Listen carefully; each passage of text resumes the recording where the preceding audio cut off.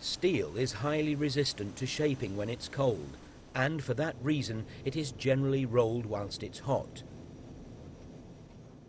To make sure the steel is at the correct temperature for rolling, it is fed into a furnace. Here it travels through several temperature control zones until it's at the correct temperature and ready for rolling.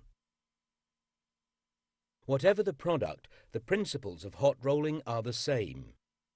Steel is squeezed between rolls until the final thickness and shape are achieved. To do this, the rolls must exert forces of tens of millions of newtons, equivalent to a weight of thousands of tons. The rolls, therefore, run in massive bearings mounted in housings of enormous strength and driven by powerful electric motors. These are known as mill stands. The layout of a rolling mill can vary from a simple single-stand mill to several stands positioned either side by side or in a line. The mill rolls themselves can either be plain for flat products such as strip, used for products such as cladding, or profiled for sections, beams and columns for use in construction. Mill stands have various roll arrangements depending on the product being rolled.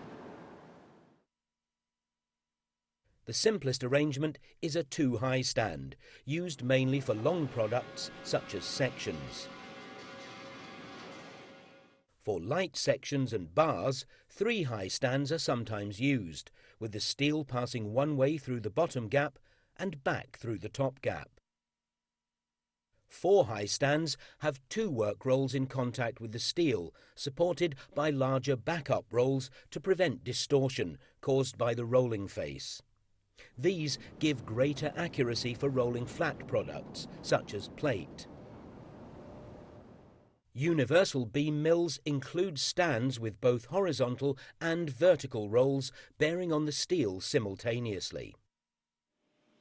Rolling processes are computer-controlled and monitored up to 50 times per second. Despite the huge scale of some mills, accuracy to plus or minus 50 microns can be measured. The rolled steel is then cooled in a way appropriate to its end use and prepared for further processing or dispatch.